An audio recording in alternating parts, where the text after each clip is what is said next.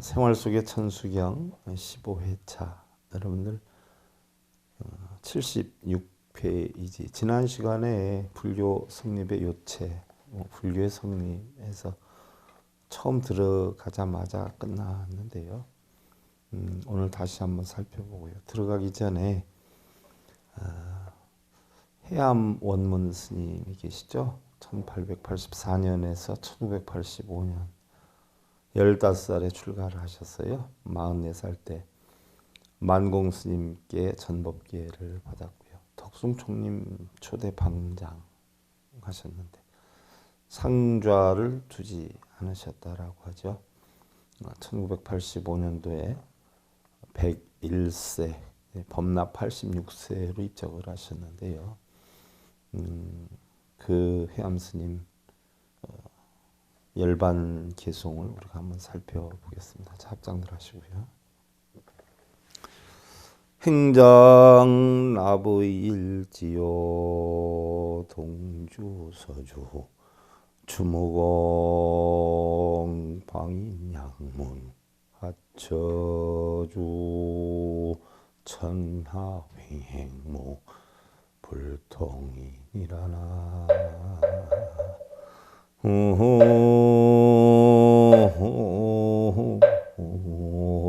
미다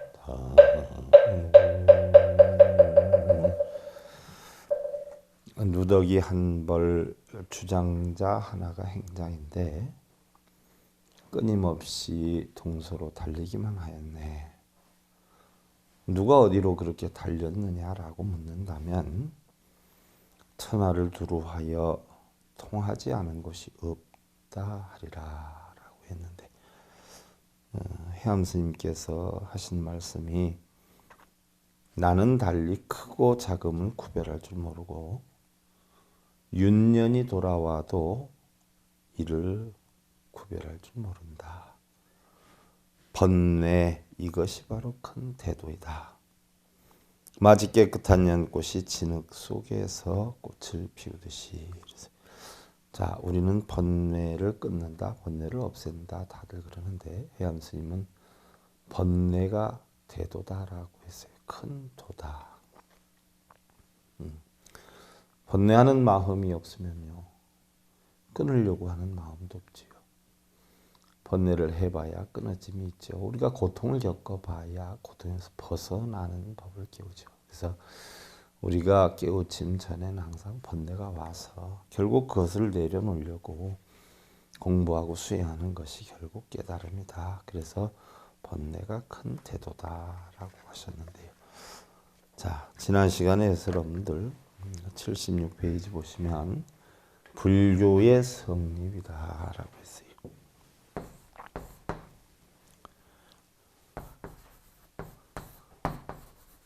그럼 불교가 왜 성립이 됐고 왜 이루어졌는가? 자, 여러분들 불교의 성립에 대해서 불교학 개론에서도 제가 설명을 드렸고요. 그 전에 BTN 방송을 할 때 현대생활불교 법요집 할 때도 설명을 드렸어요. 근데 천수경에서 제가 여러분들한테 이 설명을 드리는 것은 천수경 공부하기 위해서다라고 하면 이런 부분에 대해서 확실히 알아야 천수경을 제대로 이해할 수 있기 때문에 천수경 과목에서 상세하게 설명을 드리는 것이죠.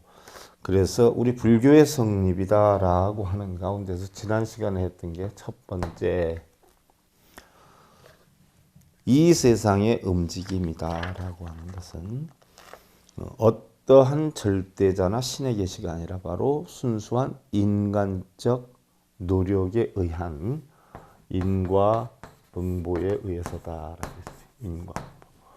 원인에 의한 결과가 온다. 이 인과응보의 대원칙에 의해서 이루어지는 것이지 무조건 믿거나 기도만 하면 된다는 사고는 미신이나 신앙적인 요체인 것이지 전혀 불교와는 동떨어진 것이다 라고 했는데 우리가 성공을 하려면 많이 기도하고 많이 빌어서 되는 건 아니죠. 성공을 할 만한 정당한 원인에 의해 성공을 하는 것이고요. 또 행복을 하기 위해서라고 하면 어떻게 돼요? 행복할 만한 원인을 만들어야 되는 것이고요. 실패를 하는 사람들이 재수가 없거나 팔자가 나빠서 하는 게 아니라 바로 자기 스스로 실패할 원인을 만들기 때문에 실패를 하는 것이고요. 또 불행한 분들은 보면 부처님이 가피를 안 내려주시거나 또 기도가 부족해서 은총을 못 받거나 또한 팔자가 나쁘거나 재수가 나빠서 그런 게 아니라 바로 자기가 불행할 만한 원인을 스스로 만들기 때문에 그런 것이다. 그래서 우리 불교는 첫째는 반드시 인간적 노력에 의한 인과응보의 대원칙에 의해서 이루어진다. 지난 시간에 여기까지 했고요. 두 번째로 우리 불교는 깨달음의 종교다라고 했어요. 무슨 얘기냐? 우리가 그 어떠한 존재를 믿고 의지하는 타력신앙이 아니다. 타력이다 하는 것은 누구한테 비는 거죠. 누구한테 이렇게 해달라, 얻게 해달라 이 비는 거죠. 바로 스스로 깨닫고 스스로 실천하는 자력의 종교다. 그래서 자력이다. 신앙이 아니라 바로 자력의 종교다. 무슨 얘기냐? 신앙이다라고 하면 무조건 믿고 빌고 기원하는 게 신앙이고요. 종교다라고 하는 것은 뿌리종자, 근원종자, 심성종자에서 인간의 본성, 인간의 심성을 가르치는 것, 가르칠 교자로서 이게 바로 종교다. 깨달음의 종교다. 자력의 종교다. 이렇게 표현을 하는 것이죠. 자, 여러분들이 성공하고 싶으면 어떻게 돼요?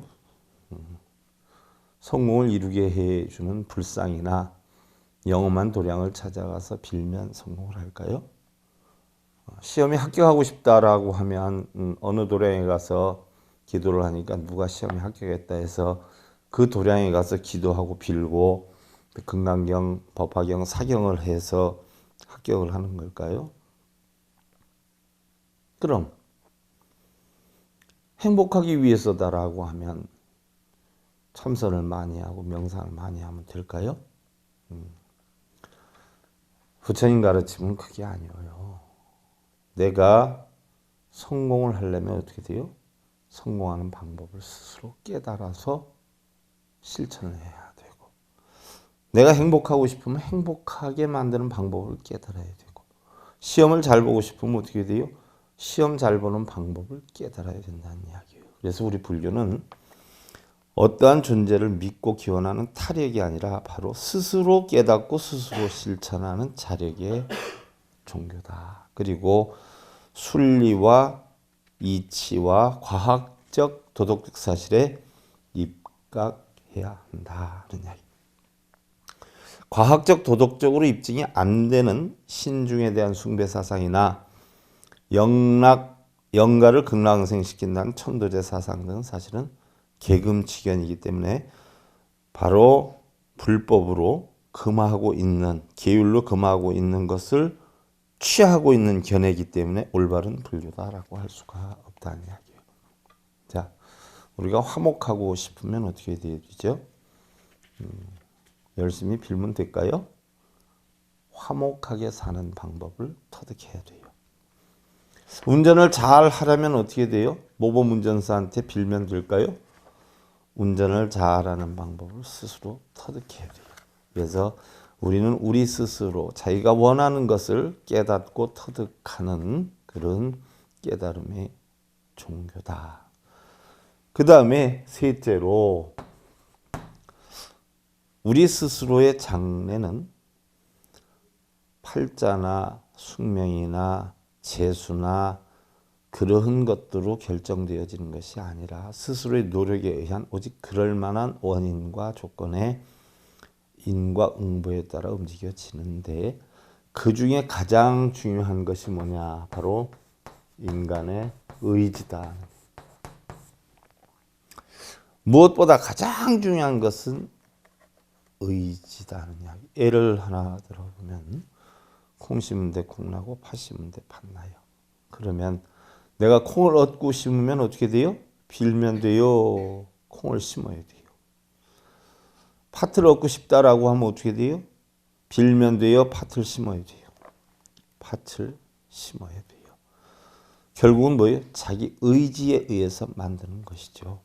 근데 대부분의 사람들은 기도나 연불독경, 사경 등을 통해서 남편의 또 자식의 원성치를 바라고 있는 경우가 많은데 이것은 우리 불교의 올바른 인과라고 할 수가 없다. 반드시 인과에 의하지만 건전한 사회윤리의식이 살아있어야 올바른 불교다라는 얘기예요. 자, 자신의 인생은요, 자신의 의지와 노력에 있는 것이에요. 우리의 생활 방식, 사고관, 노력의 정도, 또 목표를 향하여 움직이는 실천행에 따라서 우리는 결정이 되는 것이지 내가 얼마만큼 기도를 하고 금강경 사경을 몇 번 하고 법화경 사경을 몇 번 하고 독경을 몇 번 했다. 신묘당구 대단한 경을 몇 번 읽었다. 라고 해서 광명진언을 몇 번 했다. 라고 해서 이루어지는 것은 아니에요. 가장 중요한 것은 자기 자신의 의지에 달려있다. 그리고 네 번째 우리 불교는 인간을 중심으로 한다. 무슨 얘기냐. 인간을 중심으로 하고 인간의 이성과 의지에 기초한 합리적인 실천을 강조한다. 합리적. 이치에 맞는 실천을 강조한다. 이치에 안 맞으면 아무짝에도 소용이 없다는 이야기예요. 예를 들어서 허구적인 어떤 바램, 또 기도, 이러한 것들을 통해서 빌거나 매달리는 것과는 판이하게 다르다는 이야기죠. 신앙이라는 것은 신이 주인이에요. 또 우리 인간은 종이 되어야 되는 것이죠. 하지만 우리 불교라고 하는 것은요, 자기가 주인이 되죠. 자신이 주인공이 돼요. 그래서 부처님과 동일한 최상의 깨달음을 얻는 데 그 목적이 있어요. 신을 믿는 데서는 어떻게 돼요? 신자가 신이 되면 안 되죠. 교주가 되면 안 되죠. 근데 우리 불교에서는 어떻게 돼요? 부처님과 똑같은 최상의 깨달음을 얻는데 목적이 있는 것이다. 얘기예요. 과학적, 도덕적, 윤리적으로 합당해야 되고요.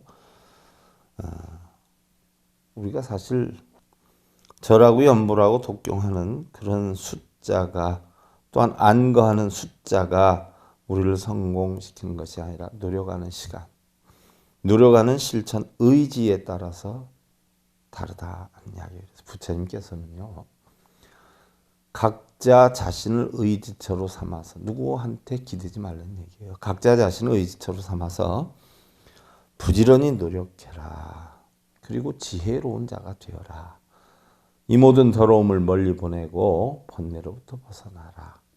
그대는 이제 머지않아 저 위대한 나라로 들어가게 될 것이다.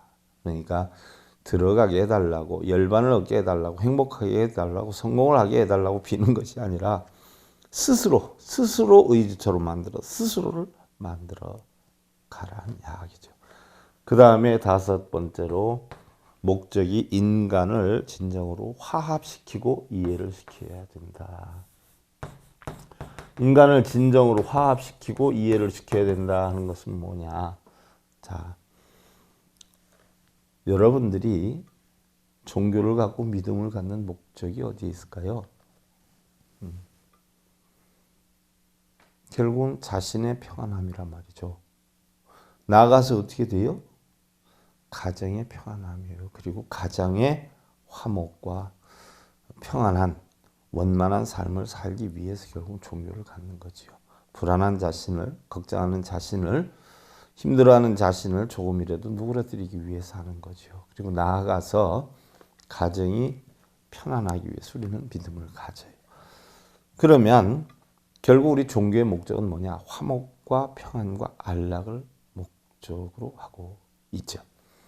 그러니까 종교는 종교를 위해서 내가 존재하는 게 아니라 나를 위해서 뭐예요? 종교가 존재되어야 하는 것이에요. 흔히들 우리 불교에서는 샹카라, 쌈가라 해가지고 화합을 나타내는데요. 바로 참된 자아를 찾아내서 올바른 가치관을 확립하고 인생의 참된 의미와 가치를 일깨워서 올바른 자신과 가정, 사회의 주춧돌이 되어야 한다라는 이야기예요. 예를 들면 어떤 종교가 됐든 마찬가지. 예를 들어서 여러분들 우리나라에 종교가 많이 있지 않아요? 그러면 나와 종교가 다르다라고 해서 종교 간의 어떤 갈등 때문에 집안이 시끄러워진다라고 이야기를 하는 분들이 있는데 오류죠, 오류. 부산에 가서 있는 선생님한테 배우거나 서울에 있는 선생님한테 가서 배우거나 바른 삶의 도리를 배워서 그 배운 대로 실천을 하는데 무슨 환란이 와요. 그렇지 않아요? 선생님들이 나한테 와서 안 들으니까 패싸움을 시키든가요? 예수님이 패싸움을 시키든가요? 공자님이 패싸움을 시키든가요? 부처님이 패싸움을 시키든가요? 성현들은 그런 거 시키지 않았어요. 근데 성현들의 가르침을 따르는 사람들이 부족하기 때문에 패를 가르고 편을 가르고 하는 것이지. 성현들은 그런 건 논하지 않았죠. 어떤 선생님한테 공부를 하든 배우든 결국 뭐예요? 내 가장 편안한 삶, 안락한 삶, 행복한 삶을 위해서 우리는 종교를 갖는 것이죠. 그러니까 자칫 잘 모르는 사람들이 뭐 종교가 다르다고 해서 또 종파가 다르다라고 해서 배척하거나 편을 가르게 된다라고 하면 올바른 종교도 아니고 올바른 종교인의 자세도 아니다는 이야기죠. 우리가 보편적으로 왜 살아가요? 돈 벌려고 사나요? 살기 위해서 돈을 버나요? 삶 때문에 돈이 필요한 거예요. 돈 때문에 사는 것 아니죠. 또한 우리가 먹기 위해서 살아가나요? 살기 위해서 우리는 먹는가요? 살기 위해서 먹는 거지 먹기 위해서 사는 것이 아니죠. 그래서 보다 가치 있고 행복한 삶을 추구하기 위해서 우리는 종교를 필요로 하는 것이지 종교 때문에 살아가는 것은 아니에요. 그래서 종교로 인해서 가족 간의 분쟁이 일어나고 시기 다툼이 일어나고 시비쟁론이 생기고 이런다라고 하면 그건 종교를 잘 이해하지 못하는 사람들의 행위일 수밖에 없어요. 흔히들 그런 얘기하죠. 돈이나 물질이 말을 하면요, 진실이 침묵한다. 물질이나 돈은 우리 삶에 대해서 꼭 필요해요. 그런데 우리가 돈이나 물질의 노예가 된다라고 한다면 이것은 자신이나 주변 사람들에게 지옥보다 더한 고통만을 가져다 줄 뿐이다 라고 했어요. 자, 우리 불교가 만들어진 그 여건을 보면 이렇게 5가지가 형성이 됐어요. 다시 한번 살펴보면 원인에 의한 결과가 형성되는 인과 응보에 의한다. 자, 여러분들 집에서 거사님이 아내를 사랑한다라고 할 때에 그 척도가 절에 가서 기도를 많이 하고 열심히 빌기를 많이 하고 금강경, 사경, 독경 뭐 이런 걸 많이 해가지고 남편한테 사랑을 받나요? 그걸 하나도 안 해도 자신이 남편한테 사랑받을 수 있게끔 때로는 여수짓을 하고 때로는 존경하고 때로는 공경하고 남편을 이해하고 포용해야 사랑을 받나요? 어떻게 해야 사랑을 받을까요? 바로 그 이치예요. 인과응보라고 하는 것은 사랑받는 사람들은 사랑받을 만한 원인을 만들었기 때문에 사랑을 받는 것이고요. 사랑을 받지 못하는 분들은 뭐예요? 사랑을 받지 못할 만한 원인을 만들었기 때문에 사랑을 못 받는 것이지 전혀 종교하고는 상관이 없어요. 또한 깨달음의 종교다라고 했는데 아까도 말씀드렸듯이 성공을 하는 방법을 배워서 성공을 해야 돼요. 사랑받는 방법을 배워서 사랑을 받아야 돼요. 무작정 사랑받게 해달라고 빈다고 되는 거 아니죠.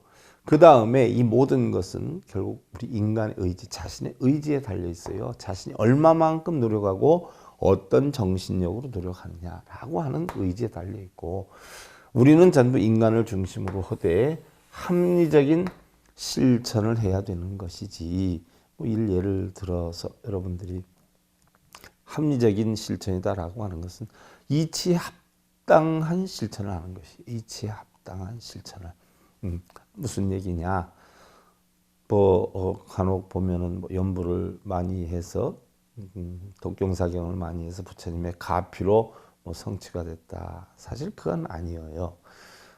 뭔가 이룰 만한 원인을 스스로 만들어서 실천을 했기 때문에 합리적으로 만들었기 때문에 그 결과가 이루어진 것이지 그런 것이 합리적이지 비합리적으로 빌어서 됐다. 어디 가서 기도했더니 됐다. 이것은 합리적이지 못하지요. 그 다음에 목적이 어디에 있냐? 화합에 있다. 내 마음에 온화한 화합. 나아가 내 가족의 온화한 화합. 나아가서 내 주변에 온화한 화합. 목적이 화합에 있다. 평안함에 있다. 우리 종교가 갖는 목적이 바로 평안한 삶, 행복한 삶을 위해서 종교를 갖는 것이다. 이야기. 그 다음에 여러분들 다섯 번째로 부처님의 출가와 깨달음. 그러면 부처님이 어떻게 출가를 하셨고 그 다음에 어떠한 깨달음을 얻으셨는가.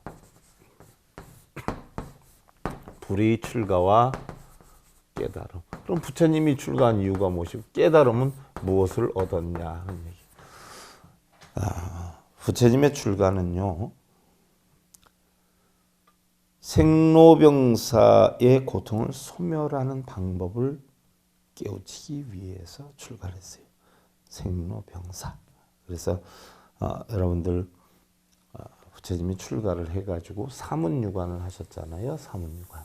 그래서 보면은 뭐 북쪽이고 동쪽이고 남쪽이고 서쪽인데 부처님이 사문유관을 하셨을 때 동쪽에 가서 누구를 봤어요? 노인을 봤단 말이에요. 남쪽에 가서는 병든 자를 봤어요. 서쪽에 가서는 죽은 사람을 봤어요. 북쪽에 가서는 사문을 봤어요. 그래서 따지고 보면 생로병사예요. 바로 사문유관을 한 것이 뜻이 뭐냐면 생로병사의 고통을 벗어나는 방법을 깨우치기 위한 것이고 사문유관의 표시가 그렇게 되어 있지요. 그래서 훗날 이 깨우침을 얻기 위해서 부처님이 누구를 갖다 놨어요? 동쪽에는 약사여러분을 갖다 놔서 12가지 서원을 세우신 분이기 때문에 이분 가르침을 통해서 깨우침을 얻고 남쪽에는 지장보살을 만들어 놓고 바로 우리가 세상을 살다 보면 탐진치유로 인해서 마음이 육도윤회를 하니까 육도윤회를 하지 않는 방법을 지장보살한테 배우고 서쪽으로 가면 하루 일과가 끝날 때예요. 또 우리 인생으로 놓고 보면 정년퇴직을 할 때예요. 그러니까 서방이 왜 정토냐? 바로 우리의 일을 모두 끝냈을 때 저녁 때 안온한 시간 혹은 인생의 정년퇴직을 마친 후의 시간. 그래서 이것이 정토다 해가지고 바로 안락토다라고 표현했는데 바로 죽은 뒤의 세계가 열반의 세계가 되지요. 그리고 다시 태어난단 말이죠. 겨울과 같은 것이고 봄과 같은 것이고 여름, 가을, 겨울과 같은 거 아니에요? 그러니까 바로 북쪽에서 생로병사가 형성이 됐는데 부처님이 탄생하셨을 때 북쪽으로 가서 천상천하 유화독전을 하셨지 않았어요. 그러면 북쪽이다라고 하면 다시 태어나는 것인데 결국 생로병사로 돌아와 가지고 결국 북쪽이다. 공한 이치 아니에요? 겨울과 같은 이치. 그래서 공으로 시작해서 공으로 끝나는 공술의 공수고의 이치. 그런데 이런 이치들을 각 불보살을 통해서 배우니까 결국 공이 되더라. 시작도 공이었고 끝도 결국 공이 되더라는 이치. 이것이 사문유관의 이치지요. 이 이치를 터득 해서 바로 부처님법이 연기법이요, 공법이요, 신법이요 이렇게 하는 건데 그거를 깨우치기 위한 과정을 생로병사 또는 바로 성주괴공해서 이런 이치로 나타내죠. 그래서 부처님은 사문유관을 마치고 출가를 했죠. 출가를 해서 그 당시에 가장 바로 존망이 깊었던 고행주의자 바르가바 선인을 찾아가지요. 거기를 갔더니 뭐예요? 굉장히 몸을 혹사하는 수행을 하고 있죠. 왜 용락은 우리 오용락은 저 몸에서 발생이 된다라고 하는 그런 것으로 알고 있던 시절이기 때문에 뭐 요즘 마치 우리 불자들이 뭐요? 많은 절을 하거나 많은 가부좌를 들고 있으면은 어떻게 돼요? 탐욕심이 없어지고 탐진치가 없어지고 그냥 열반으로 얻는 줄 알고 있는 것과 같은 건데요. 바로 발가바 선인한테 부처님이 묻죠. 제자가 왜 그렇게 몸에 고통을 주십니까? 그랬더니 몸에서 발생하는 용락을 끊고 천당에 나기 위해서 그런다. 천상에 나기 위해서 한다. 그런데 부처님도 거기 가서 해봤어요. 해봤는데 아무리 생각을 해봐도 고행을 해가지고 열반을 얻는다는 거는 이해가 안 갔어요. 그래서 만약에 고행을 멈추거나 새로 우리가 탄생을 하게 된다라고 하면 그러한 고행을 다시 안 해도 됩니까? 했더니 계속 해야 된다는 거예요. 그럼 부처님이 생각하실 때 어떻게 했어요? 한 번 했으면 어떻게 돼요? 두 번 다시 안 해야 하지 않느냐. 예를 들어서 여러분들이 자식들이 밥을 못 해요. 근데 자식들한테 밥하는 기술을 가르쳐 주었어요. 한번 가르쳐 주니까 그 자식이 밥을 이제 할 줄 알게 되었어요. 그럼 밥할 때마다 밥하는 법을 배워야 돼요. 한번 가르쳐 주면 계속 밥을 할 수가 있게 돼요. 바로 한 번 가르쳐 주면 계속 할 수 있는 거. 평안한 안락을 얻는 방법을 터득하면 계속해서 평안한 안락을 얻어야지 할 때마다 평안한 안락을 얻는다고 밥할 때마다 밥하는 법을 배운다라고 하면 이건 이치에 맞지 않잖아요. 그래서 다시 태어나거나 또 고행을 멈추면 되지 않는다. 그래서 끊임없이 해야 된다라고 하니까 이건 잘못된 거다 해서 거기서 하루 만에 나오죠. 그 다음에 찾아간 곳이 바로 가부좌 틀고 선정주의를 한 알랄라카라마 우트라카라 미푸타를 찾아가죠.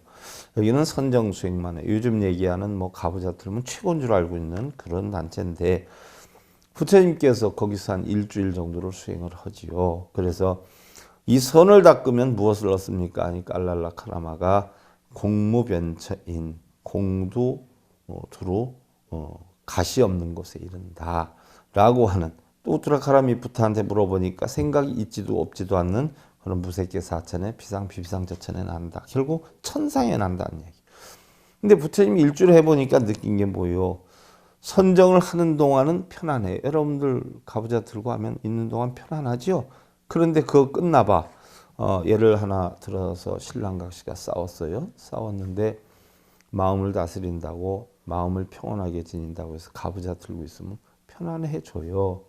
근데 한번 편안해지면 다시 신랑을 봐도 부딪혀도 싸워도 뭐예요? 계속 편안해야 되는데 아니잖아요. 그럼 또 가부좌 들고 그래야 되잖아요. 그러면 가부좌 드는 의의가 없어지는 거예요. 그래서 부처님이 해보니까 뭐예요?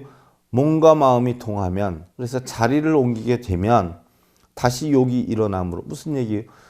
선정하고 있다 화장실 한번 갔다 오면 처음부터 다시 해야 되고 자고 일어나면 다시 해야 되고 또 밥 먹고 나면 다시 해야 되고 신랑하고 한번 싸울 때마다 다시 해야 되고 이게 무슨 소용이 있냐는 얘기예요. 그래서 이건 역시 몸이 움직이면 다시 욕이 일어나고 이것 역시 심상의 경지와 구경에 따를 법이 아니다.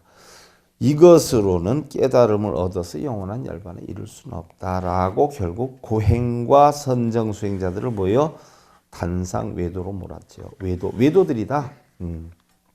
그래서 올바른 열반이다라고 할 수가 없다. 그래서 결국 나왔어요. 그런데도 요즘 불자들은요 가부좌만 틀면 금방 뭐가 되는 것처럼 엄청 생각하고 있어요. 그리고 가부좌 트는 사람들이 참 어깨에 힘 많이 주고 있어요.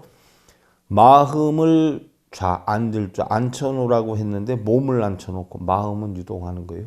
몸은 움직여도 마음만 앉혀놓으면 된다는 게 부처님 가르침이거든요. 그래서 몸에 걸림이 하나도 없고 마음에 걸림이 없는 그런 이치.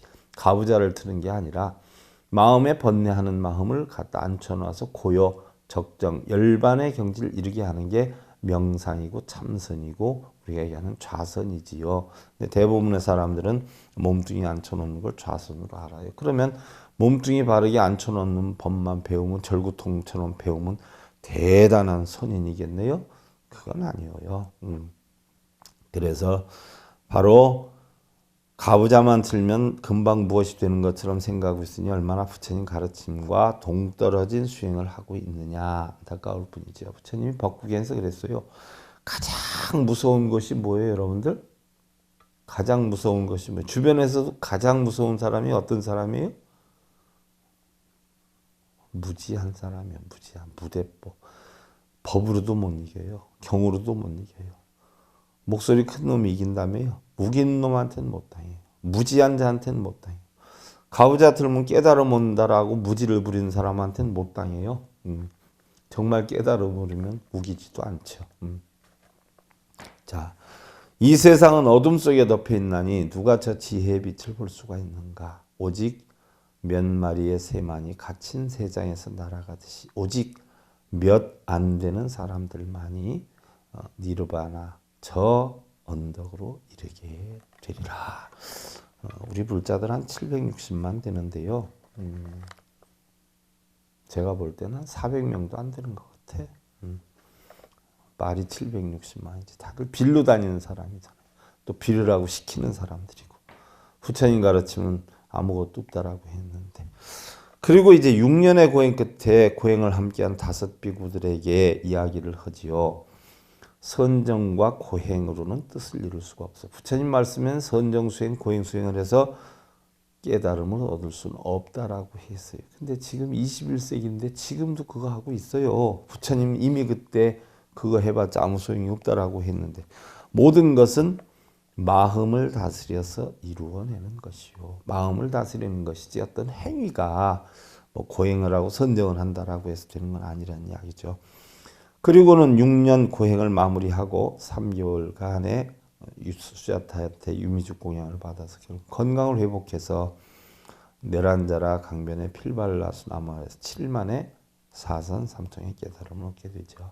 자, 안 먹고 안 입고 이런 걸 보고 고행하는 걸 보고 5비구는 부처님께 훌륭하다라고 했는데, 부처님은 그것 때문에 나를 훌륭하게 하는 거 아니냐, 절 많이 한다고 뭐 여러분들 훌륭하다라고 하고 참선 많이 한다고 훌륭한다라고 하는데, 부처님은 그건 아무 필요가 없다.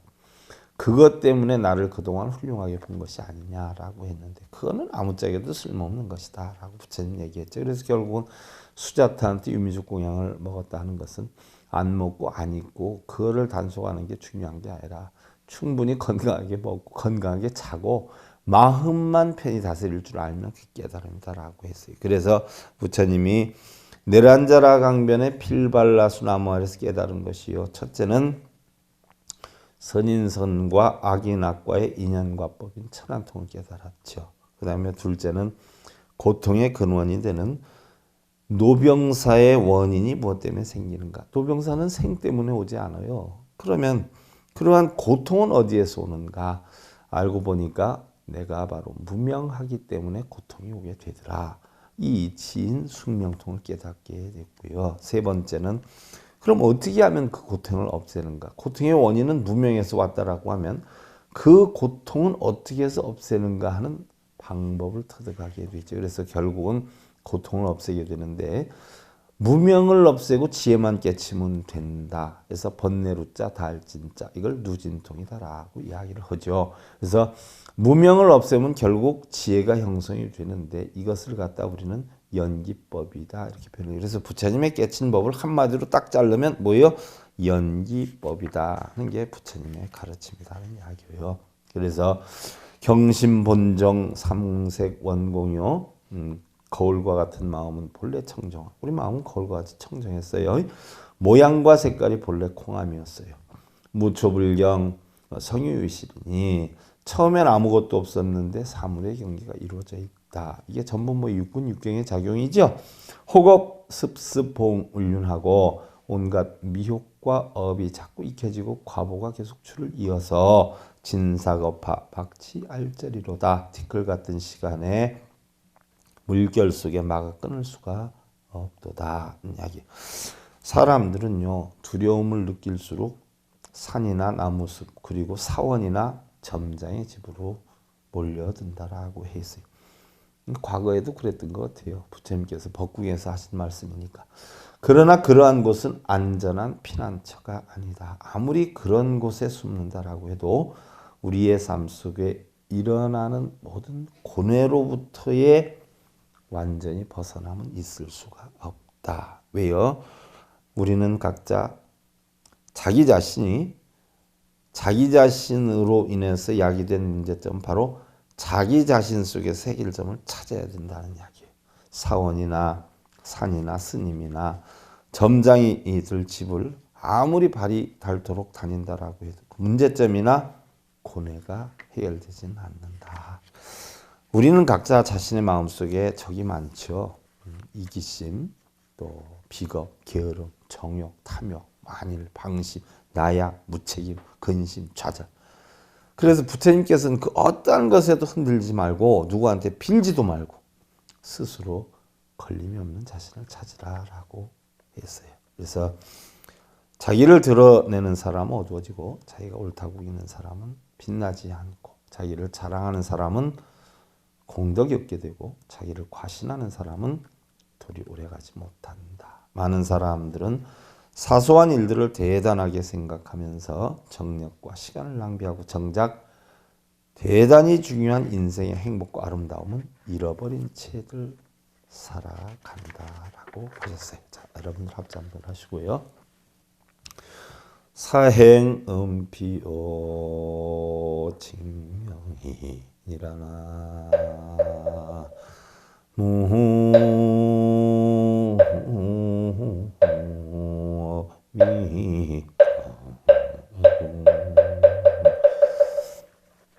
사행은 비요 칭명이라 마음이 더러운 번뇌가 그를 따른다라고 하면 그는 결국 출가 수행자라 이름할 수 없느니라. 머리를 깎았다고 수행자가 아니고요. 승복을 입었다고 수행자가 아니에요.